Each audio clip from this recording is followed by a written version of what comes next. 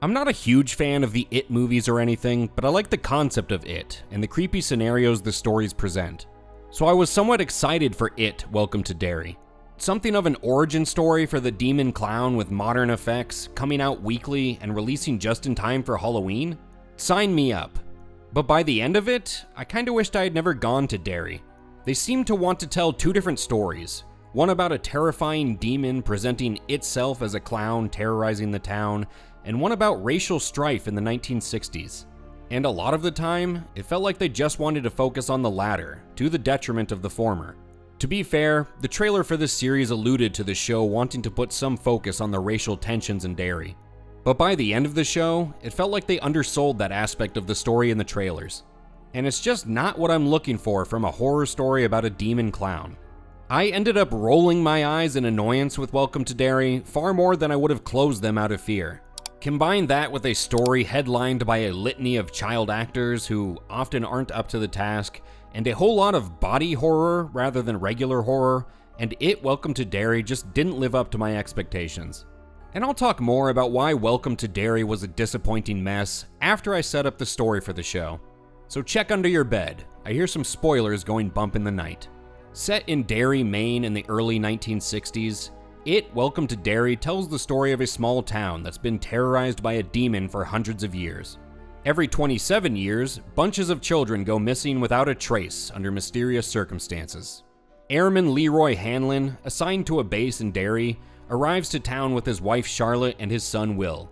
Both Leroy and Charlotte face their share of racism and dirty looks pretty much the instant they set foot in town, and Will has his own struggles fitting in.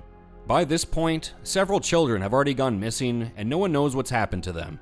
Except one previously mentally troubled girl, Lily Bainbridge, who witnessed them getting torn apart by a demon Cupid baby in a movie theater, but no one believes her account. They made a giant fucking mutant baby!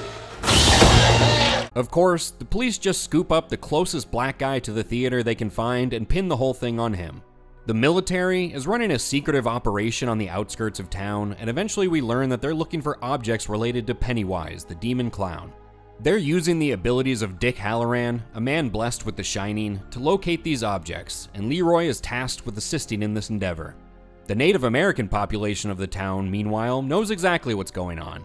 We dive deep into the past to see that ever since Pennywise crash-landed on Earth, they've been using pieces of the meteor it rode in on, which act like kryptonite for the demon, to try and keep it at bay. And every 27 years, when Pennywise goes hunting, their Council of Elders does what they can to prevent a slaughter. Of course, they don't seem to have told anyone all this critical information they have, or no one bothered to listen, but whatever. More children get terrorized and more go missing. More racial injustices unfold over the next 6 episodes before the story gets back on track, as we learn that the evil white military is actually trying to destroy the objects penning in Pennywise, hoping to free the demon so it can spread its crippling fear across the world, clearing a path for America's racist, fascist, militaristic government to rule over a cowed populace, because it's easier to control people who are afraid. And it's up to a gang of misfit children to save the world. See, that premise doesn't sound too bad, but the execution left a lot to be desired. And not fully present in that recap is the sheer volume of and emphasis on racist interactions, the number of ridiculous scenes, and the focus the show put on body horror more than any other kind. A lot of the time, it felt that Welcome to Derry just wanted to tell a story about a racist small town in the 60s. You had hordes of angry white people lobbying the corrupt white police chief to arrest the black guy who worked at the movie theater for those kids going missing. You had a lynch mob storming a black military member clubhouse and firebombing it. You had black people getting run out of a bar, a black soldier's credentials being questioned on base, the town looking to lynch the black guy from the theater for having an affair with a white woman. I haven't even mentioned everything the Native American characters went through. And of course, there were too many instances of dirty looks and racist comments that all the black characters faced to list here. Until the end, this was really what the show was all about, and it was mostly an afterthought until the last few episodes. The bulk of the story this season felt totally divorced from it and the clown terrorizing the town. You know, the one thing we're here to see. There were quite a few ridiculous things in this season too that just pull you right out of the story. Like a group of 11-year-olds tripping on quaaludes to suppress their fear, them being served whiskey by an adult service member and drinking it at a military clubhouse, and the whole town, police force, and military never thinking to investigate this creepy abandoned house that looks like it was pulled straight out of the Upside Down when dozens of kids go missing. And it all culminated in one of the most ridiculous scenes I've ever seen in the finale. In their final push to banish Pennywise for another 27 years, the gang of misfit children have to slip and slide across a frozen river to place a chunk of magical meteorite into the trunk of some random, unexplained tree, cheered on by all the heroic minorities while being shot at by the evil white military. And when they can't get the meteor chunk pushed down the final 6 inches, a Native American spirit guide appears so she can resurrect the body of their dead friend, who rushes in to help them push the meteor chunk down into the ground. It was the kind of absurd final scene where you can watch the entire show unravel over the course of 2 minutes because they couldn't bring this mess home in a satisfying manner.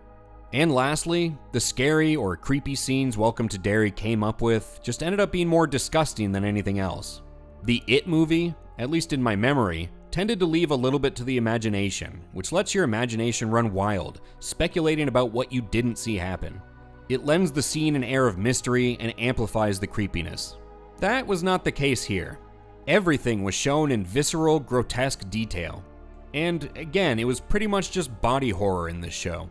You had not one, but 2 scenes of a woman giving birth to some monstrosity, depictions of a girl's dad who was eviscerated and stuffed into a pickle jar, and a whole lot of mutating, deformed bodies. It all looked great, but for me, it didn't scratch that itch for the kind of horror I was looking for. There were some things I enjoyed about Welcome to Derry. The visual quality is undeniable, although what those effects were used to bring to life is a different matter. They did a great job with the physical setting in depicting early 1960s small-town America, and I do appreciate all the connections to the other It movies and the novel that were woven into the series. Lastly, he does okay as Pennywise, but can we stop trying to make Bill Skarsgård happen? It's not going to happen. Anyway, Welcome to Derry just couldn't decide what it wanted to be.